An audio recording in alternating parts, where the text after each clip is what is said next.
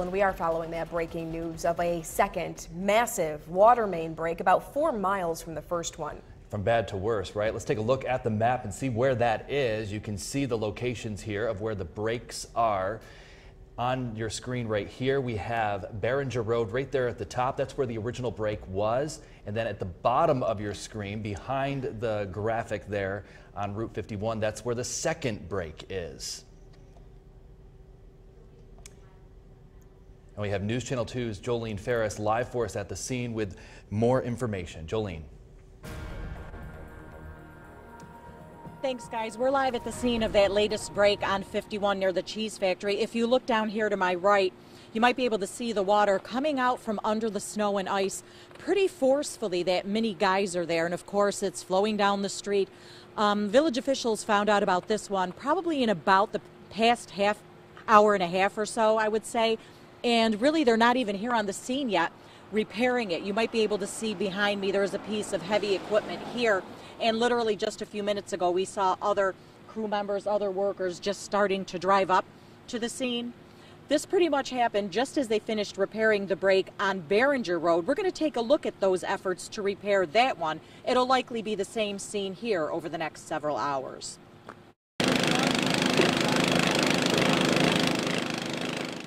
A break in an 8-inch water main on Behringer Road in Ilion forced a boil water advisory, conserve water request, and ultimately a state of emergency as crews braved sub-zero wind chills for more than 24 hours to fix it as the system lost thousands of gallons of water.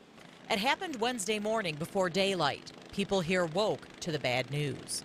We got the notification during the night that there's a conserve water, order issued for the village, and also boil water. Laura came to the Ilion Municipal Building where the village offered free bottled water. I've lived in Ilion for over 40 years, so it has happened before, but I think this is the worst one we've had. The break forced the entire village on wells. Some living near the break had no water, others low pressure or discolored water. The mayor says things should level out tonight, but it'll be days before they get totally back to normal. We'll have water to everybody before the end of the day today.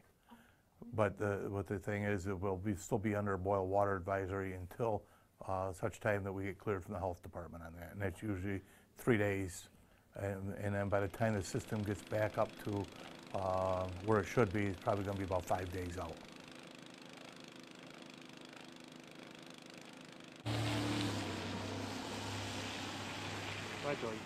Again, this is the scene live on Route 51 near the cheese factory in Ilion. Another water main break they're dealing with here. Right now you can see the water flowing pretty forcefully from this break. There is a piece of heavy equipment behind us.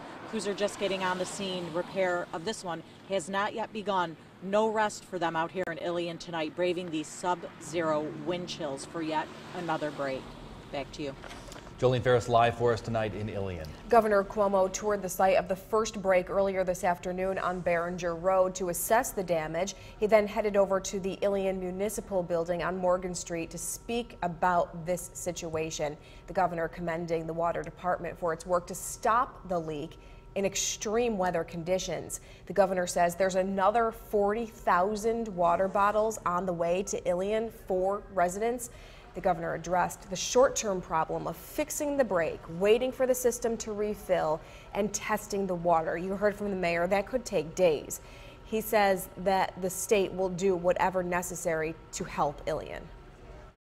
But whatever the town needs to get up and running until the water system is operational, we will be here and we will make sure it's provided.